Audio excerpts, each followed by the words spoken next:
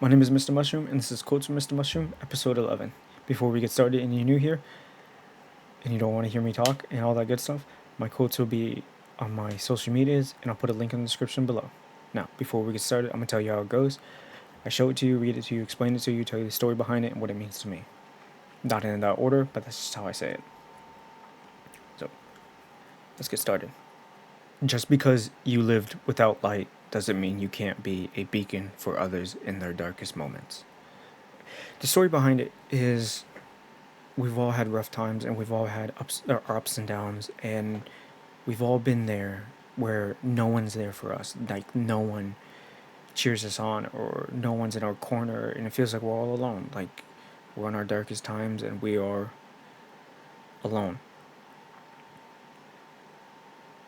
And this means, so the story behind this is, growing up, I had people who were older than me, adults that were older than me, such as uncles, aunts, and teachers, coaches, and kids who were older than me at the time always seemed to try to tear me down.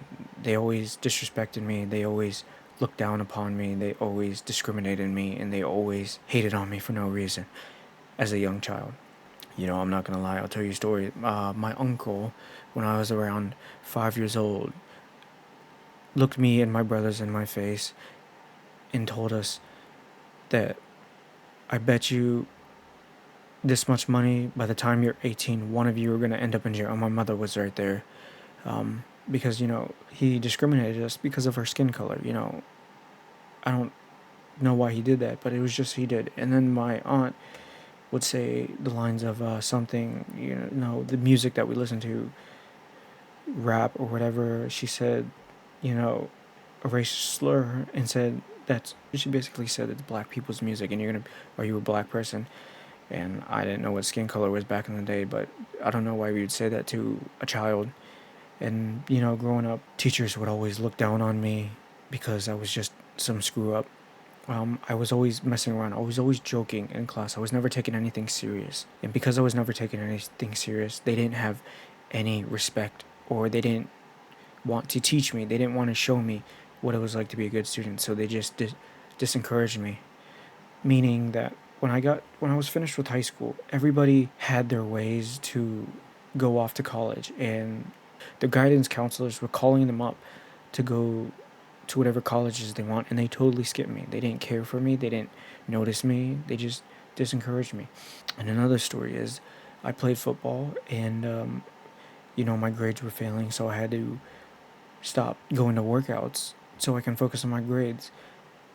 And I told him that, and I said, as soon as my grades are better, I'll come out for football again. And to give you some backstory, I was going to football early in the morning. I was working out in the weight room, and I was going over drills. But then I had to finish my schoolwork. And at that time, football and the classes were at the same time, so I had to choose one or the other. I finished those before school started, and I asked my coach, "Can I join the football team?" And he told me no. He said, "You care more about your grades than you do care about the team." And he's like, "That's why I'm not playing you." So I was like, "Okay, that's cool." And another thing is, when school started, I asked him one more time, "Can you please let me play football? I'll go on JV if I have to." And he said no. He said, "You don't care. I don't want to teach you the stuff that they've already learned." A kid walked in who didn't go to practice, didn't go to anything, and he let the kid join. The kid didn't play football, but he's like, "Coach, I want to try out for the football team." And he, right in my face, told me, "Yeah, sure, go ahead," to the kid right next to me.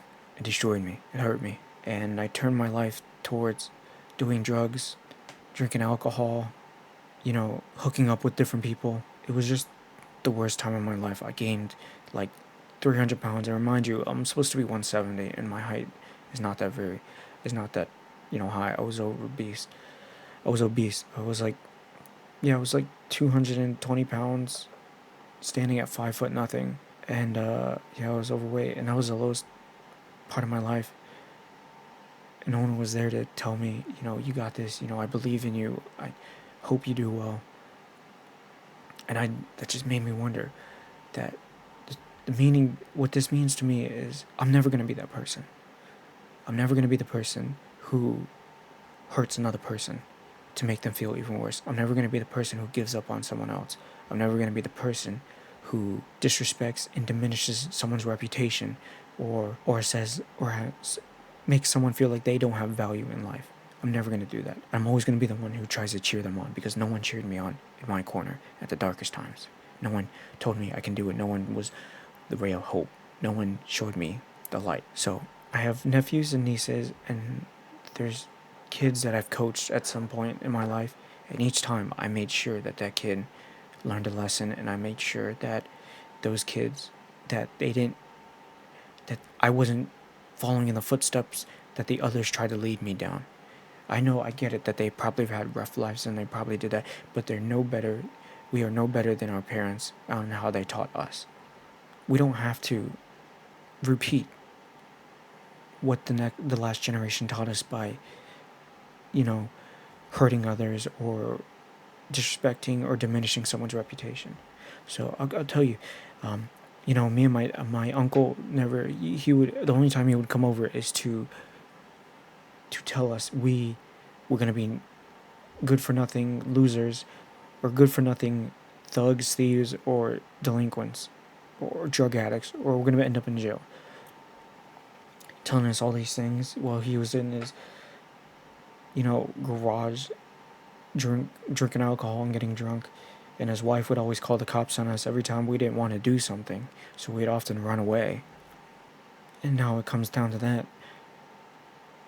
I make sure that I'm a good uncle by cheering my nephew and my nieces on, by going to their games, supporting them. And just the other day, me and my nephew were on a 2-mile run, and I cheered him on each and every way he was with me. And, he really likes to work out with me. And I'm always there for him, just like anybody else going through their dark times.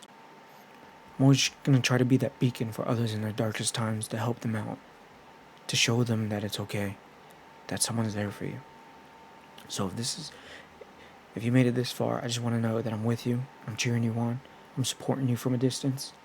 And I always pray that, we get through this thing together. Whatever you're going through, I hope you get through it. But I'm always cheering you on. One of the greatest persons who were to lead people out of their darkest times was Jesus Christ. He came in when the world when people were at their darkest moments, and he was the greatest light to ever live. He would always give people hope, and he was always the belief. As people had faith in him, that he was a light for the world, and he helped people, and he's still helping people with their lives in a tremendous way that we can't even explain. So it is our job to be that for others as well, and to guide others to that light. Whatever dark times you've been through, that doesn't mean that's who you are. Those dark times are there to show us how strong we are, and how great we overcome those difficulties and those situations. How we can change ourselves by not following down that path they took us and they treated us. We can change the way we think and how we treat others.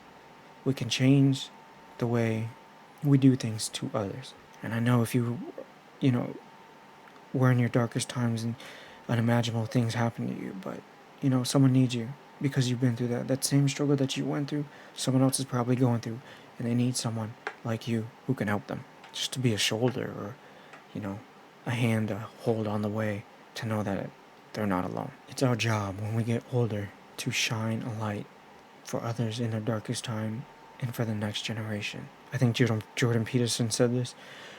He said you can be a light or you can be a blight, and we have to realize that we can either be helping them or pushing them further in the dark. We can be guiding them out of the darkness, or we can push them even further. And then guess what? They push others further, because that's the only thing they know. So be a light or be a blight. You can help others or you can hurt others. You can be better. We can all be better. We can always try to be better. We can always try to help one another. We can always try be hope for someone else. Well, I'll read it one more time. Just because you lived without light doesn't mean you can't be a beacon for others in their darkest moments. Well, that's all I got for today. Thank you for joining me today with Quotes from Mr. Mushroom. And if this is the content you like and subscribe. And if you guys have quotes yourself, leave them in the comment sections. I'd love to read them. And thank you for joining me. And that's all I got. Oh, one more thing. Uh, Make sure you share this with a friend or family member or whoever it is. It can be your cat, your dog, a pet rock. Share it with someone who needs it. Well, I'll see you guys later. Alright, enjoy the rest of your day. Bye.